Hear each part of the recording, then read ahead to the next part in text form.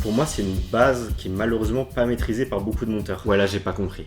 Pardon, hein. Genre je vois pas pourquoi tu mets un zoom ici et pas à d'autres moments. Ça fait vraiment stock footage un peu bas de gamme, pixel, etc. Franchement, les gars, ne faites pas ça. Je pense que d'ici 1-2 ans, tout ce qui est technique sur After, on sera potentiellement remplaçable. C'est ça qu'il faut comprendre avec le montage, c'est que... Et bienvenue dans cette vidéo qui va être un retour de vidéos qu'on m'a envoyé. Du coup, alors l'idée c'est que je regarde vos vidéos, que je fasse des retours, etc. sur les points que je vois améliorer. Je vais pas forcément prendre le temps de souligner toutes les choses qui sont bien faites, etc. Donc le prenez pas mal si je prends pas le temps de le faire. Il y a énormément de points positifs à souligner, évidemment. C'est juste que dans un souci d'aller à l'essentiel et de vous aider au maximum, le but c'est que je pointe les choses qui sont améliorées. Donc évidemment, après cette vidéo, tu vas dire « Waouh, il y a là les trucs à améliorer forcément sur ma vidéo ou quoi que ce soit ». La vidéo est déjà bien en soi, elle est bien produite, il y a plein de points positifs, c'est juste que je vais pas forcément prendre le temps de tout souligner. Point qui est intéressant déjà, premier petit tips, quand on cherche à s'améliorer dans n'importe quel domaine, faut pas forcément avoir d'ego ou quoi que ce soit, il y a énormément de choses toujours à progresser, même les meilleures personnes dans chacun des différents domaines ont plein de points à améliorer. Bref, je vais pas me répéter, on entre directement dans le vif du sujet. Première vidéo donc de BKR Studio, on commence directement sur l'intro. Alors l'intro, qu'est-ce qu'on a? Je sais pas bien quoi dire en fait. On a une intro qui est très décalée, forcément, un peu avec un humour et tout. J'aime bien, franchement j'aime bien, et je sais que c'est volontaire. On pourrait prendre ça comme limite du troll ou quoi que ce soit, mais c'est des vidéos qui peuvent bien fonctionner sur les réseaux. Faut juste que ce soit bien réalisé, et en vrai il y a des leviers qu'on peut activer sur le montage pour accentuer certaines émotions. C'est notre métier. Moi, ce que je verrais sur ce genre de format par exemple, c'est de commencer par un giga gros zoom. Alors il y a une technique qui s'appelle, je sais plus, un super zoom ou méga zoom, ou je sais plus exactement comment ça s'appelle. Je mettrai probablement le lien juste après, ou je le mettrai en annotation sur la vidéo. Et en fait il se trouve que la technique c'est de faire un plan très large ainsi qu'un plan relativement serré comme plan moyen à plan serré comme tu as fait juste ici. C'est de transitionner entre ces deux plans et de réaliser comme si c'était un zoom, et le flou de mouvement fait que on croit que c'est un seul et même plan et que c'est un plan séquence, alors que c'est pas forcément le cas. Et ça pourrait être très intéressant parce que ça permettrait en fait de mettre le cadre, donc c'est-à-dire qu'on voit que t'es à la campagne, etc. Et bam, on se concentre sur le sujet, et après décalage en mode je sais pas trop quoi dire en fait, et ça pourrait être vraiment très très cool. Deuxième chose, toujours sur les hooks de vidéos, notamment de vidéos courtes, même vidéos longues, en vrai ça marche aussi, faut mettre des sous-titres parce qu'il y a des gens qui ne mettent pas l'audio. Je sais plus la stat exacte, je sais pas si elle est encore bonne, mais il y a quand même une assez grande partie des gens qui consomment les contenus courts sans écouter, donc qui vont pas forcément entendre ce que tu vas dire. Qu'est-ce qui va se passer? La personne va scroller directement, tu perds énormément en rétention. Basiquement, tu peux faire des sous-titres qui sont extrêmement stylés et tout si t'as envie. Si t'as pas forcément le temps et que tu veux aller très vite, mettre des sous-titres extrêmement simples, ça va pas prendre énormément de temps et ça va te permettre de gagner en rétention rien qu'avec ça. Premier tip, c'est vraiment mettre des sous-titres, tu devrais avoir une différence sur ton taux de rétention. Ensuite, deuxième chose, pour moi ça va être le son. Alors c'est un truc sur lequel je vais pas mal accentuer dans cette vidéo, c'est le fait de se concentrer un petit peu plus sur le sound design, parce que forcément quand on commence le montage, on pense à vidéo, on pense pas au son, on oublie que le son c'est très important. J'étais le premier à faire cette erreur là, et en fait non, le son c'est très très important les gars, ne sous-estimez pas ça, c'est vraiment, je vais le redire, c'est très important. Et notamment là en fait, pourquoi c'est important? Parce que ça va permettre de créer vraiment une grosse rupture de pattern. En mode, moi je mettrais bien un riser, donc un riser, je pense que la plupart des gens connaissent ce que c'est qu'un riser, jusqu'au moment de rupture, c'est-à-dire je sais pas. Au moment où il dit je sais pas trop quoi dire. Alors j'aurais commencé plan large, je l'aurais fait durer un petit peu plus longtemps. Riser, il monte. Au moment où le riser se termine, vraiment un blanc. Gros plan du coup sur sa tête, peut-être même encore plus serré que ça. Et je sais pas trop quoi dire, avec vraiment une ambiance en mode très très calme en fait. Et ça crée vraiment une rupture de pattern en mode on fait monter la tension, bam, on casse la tension d'un coup. Et là, gros blanc. Je sais pas trop quoi dire en fait. Donc ça peut être très très cool. Deuxième chose, pour accentuer encore plus ça au niveau du son, alors j'aurais isolé ta voix avec Adobe Podcast. Adobe Podcast, c'est une intelligence artificielle qui permet d'avoir une meilleure qualité de micro et également d'isoler la voix par rapport au son d'arrière-plan, même par rapport à la musique ou quoi, donc c'est très très utile. Et là en l'occurrence j'aurais isolé ta voix, première chose, et j'aurais rajouté, ça peut paraître bizarre, mais j'aurais rajouté des sons d'ambiance un peu de campagne de nature pour me permettre de gérer un peu les différentes pistes sonores, c'est-à-dire que j'aurais augmenté un peu le niveau de ta voix par rapport à l'ambiance derrière, et j'aurais joué sur certains paramètres de son, d'ambiance qui peuvent donner une ambiance encore plus c'est pas une critique, mais genre en mode paumé quoi, je sais pas trop quoi dire. Par exemple, on peut mettre un corbeau, j'ai juste montré, on connaît tous ça, on l'a tous déjà vu dans les vidéos YouTube. Ce genre de choses en arrière-plan, même si c'est pas très fort, mais même si c'est discret, ça rajoute vraiment quelque chose, donc n'hésitez pas. à rajouter ce genre de petites choses. Pourquoi pas un peu de vent, mais léger, tu vois, pour que ça reste naturel quand même, en ambiance. Voilà, tous des petits trucs comme ça qui peuvent rajouter une ambiance un peu à la vidéo, et ça peut être très très cool. Surtout sur le hook, les gars, c'est sur le hook qu'il faut balancer le plus gros de vos compétences en montage. C'est là qu'il faut capter l'attention, c'est là que le montage est vraiment important. Deuxième chose. J'ai essayé de me présenter. Je vais essayer de me présenter et on passe d'un plan à un autre. Moi, j'aurais fait... Alors là, ça va être des notions de montage et à la fois de vidéo, mais vu que c'est toi qui as filmé enfin, que c'est ta copine, je crois, qui a filmé les plans, bah dans ce cas-là, c'était faisable, tu avais le contrôle là-dessus. J'aurais fait ce qu'on appelle un cut filaire. En fait, tu prends la caméra, tu tournes directement. Au montage, après, tu accélères le moment où tu tournes la caméra tu rajoutes du flou de mouvement. Pareil, sur le début de ce plan-là, tu gardes le même mouvement de caméra jusqu'à arriver au plan où tu es sur ton canapé. Et en fait, ça fait vraiment un cut qui peut être très très sympa. Ça, c'est pour la transition. Ouais, là, j'ai pas compris. Pardon, hein, mais... Je comprends pas pourquoi t'as mis un burn tout seul. Normalement, ce genre de choses, on les utilise... Je vais te montrer comment on les utilise. Tac. Normalement, ça sert à faire une transition en changeant le mode d'opacité et tout. Comme ça. Je pense que la plupart des gens, vous connaissez ce genre de transition. Salut. Ça sert à faire ça, quoi, normalement, un burn comme ça. Donc, je sais pas si c'était volontaire, si c'était pour faire un truc un peu what the fuck ou quoi. Bon, je l'aurais pas forcément fait comme ça, parce que là, vraiment, on peut perdre des gens à ce moment-là. C'est con, hein, mais tu stimules pas assez la personne, donc c'est un temps mort qui a pas forcément d'intérêt, donc ça, c'est vraiment à éviter. Alors, la sortie au niveau de ton texte, pas forcément nécessaire. Elle ajoute pas grand chose. Autant les arrivées de texte ça peut rendre quelque chose de stylé, autant les sorties de texte, franchement, vous avez pas besoin forcément de vous prendre la tête sur les animations de sortie au niveau des textes, donc là, ça... Je suis passionné de sport et de belles images. Pas forcément nécessaire la sortie ici. Que de monter.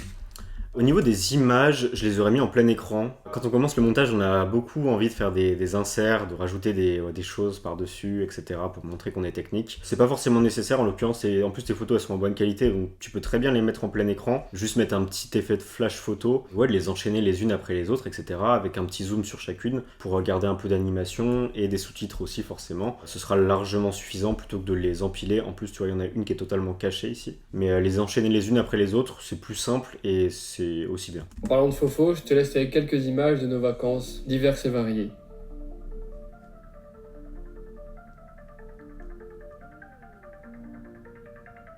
Là, les images, elles sont belles et tout. Donc c'est cool. Au niveau des prises d'images, c'était pas mauvais. En plus, les décors sont magnifiques. Franchement, c'est génial. Donc dans ce cas-là, moi, j'aurais augmenté un peu la musique. J'aurais raccordé les transitions sur les temps forts de la musique. Tu regardes le tempo de la musique et tu essaies de te caler. Et tu fais des transitions à chaque fois, en fait. Tes transitions, tes changements de plan, pas besoin de faire des transitions de fou. Au moment des temps forts de la musique, du coup. Et rajouter du sound design, franchement. Donc là, des whoosh assez bas au moment des transitions. Garde ça subtil, hein, quand même. Faut pas que ce soit abusé. Ce genre de choses, ça peut être vraiment cool. Donc sound design, musique et augmenter le volume de la musique aussi. Donc voilà pour ça. Ouais, dernière chose, attention aux fins de vidéo, surtout sur les formats courts. Que tu kiffes les activités outdoor, je t'invite à me suivre. Allez, ciao ciao!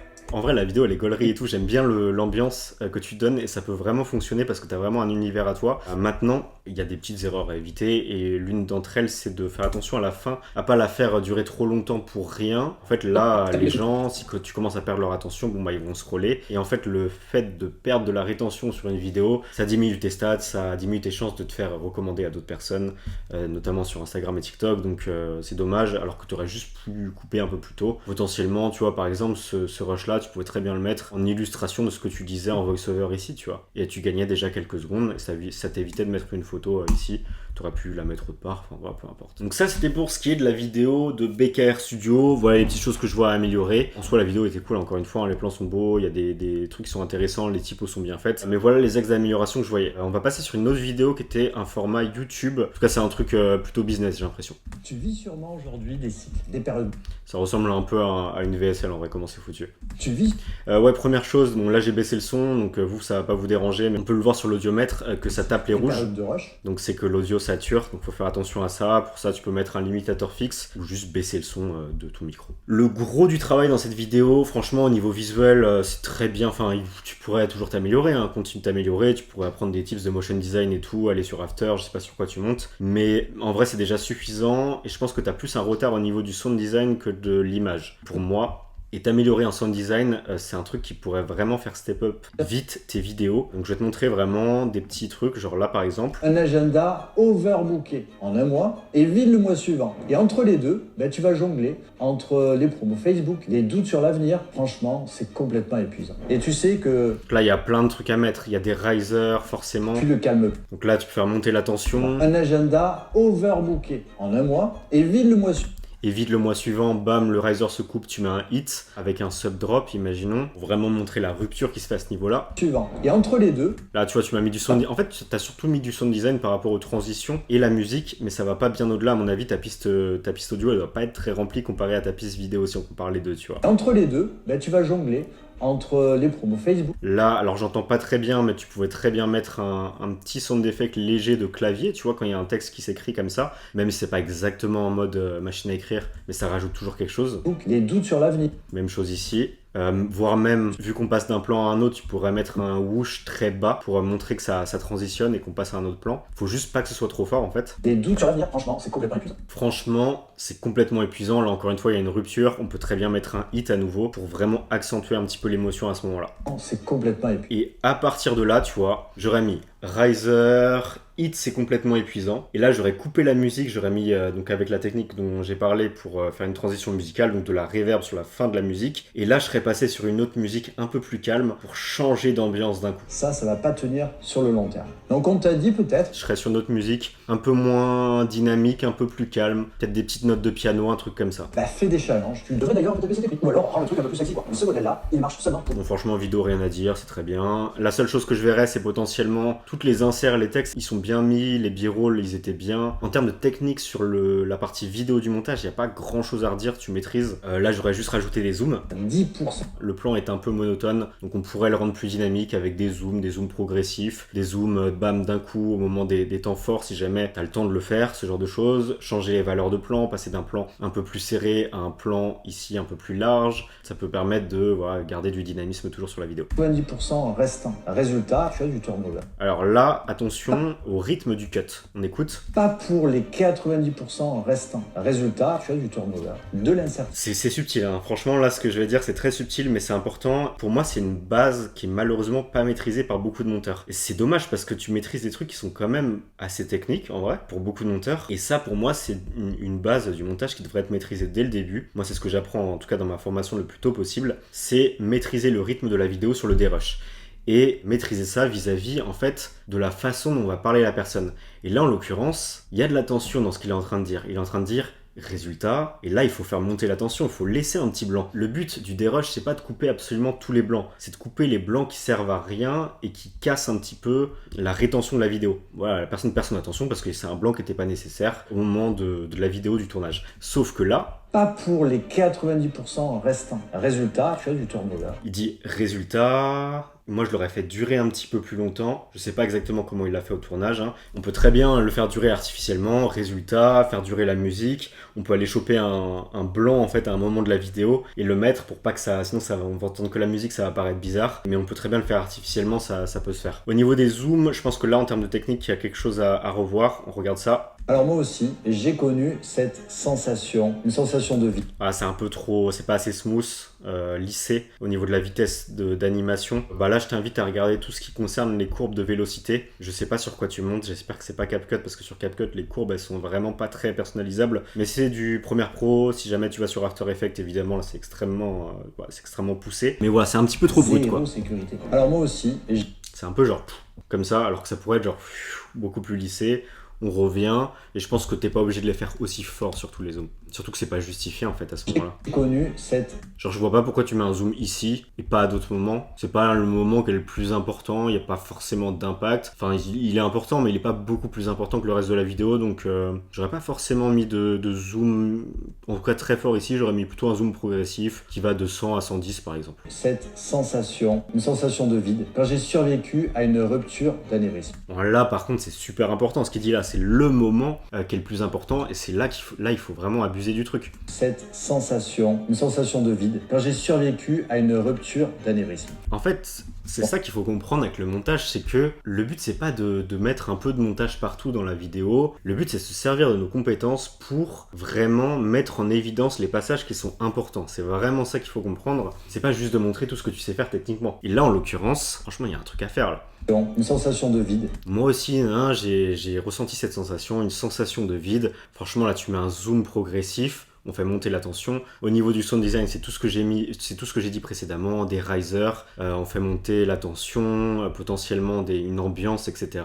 La musique qui augmente progressivement en termes de volume. Quand j'ai survécu à une rupture. Quand j'ai survécu, et là, au moment où il dit à une rupture d'anévrisme, j'aurais cassé le riser, j'aurais mis un hit et j'aurais mis de la reverb sur sa voix, j'aurais mis de la reverb sur la musique, j'aurais zoomé sur sa tête. Franchement, là, faut se servir du montage, c'est très important ce qu'il est en train de dire. C'est peut-être le moment un peu de cassure de la vidéo, peut-être mettre un sous-titre, peut-être mettre... pas forcément une vidéo d'illustration, c'est dur à illustrer ça, mais je pense que non, c'est bien de garder le face cam d'ailleurs. Mais par contre, mettre du sous-titre et jouer beaucoup sur la musique et les valeurs de plan, ça peut être très intéressant. Rupture d'anévrisme. J'ai perdu plus de 20 kilos. J'ai perdu plus de 20 kilos. T'as mis un plan, donc un b-roll où c'est quelqu'un qui rentre plus dans son pantalon. Je trouve que ce genre de b-roll c'est bien pour quand on parle de perte de poids positive, c'est-à-dire quelqu'un qui est content de ne plus rentrer dans ses vêtements parce qu'il a perdu du poids, etc. Là en l'occurrence, je pense que c'est plutôt négatif ce qu'il dit, donc j'aurais pas choisi ce genre de b-roll, j'aurais plutôt choisi quelqu'un qui a l'air maigre et en mauvaise santé parce que c'est plutôt de ça dont il est question. Je pense que c'est ça, hein, parce que je suis pas un expert là-dedans, et il me semble que ça aurait été plus adapté. J'ai perdu plus de 20 kilos, sarcopénie, etc.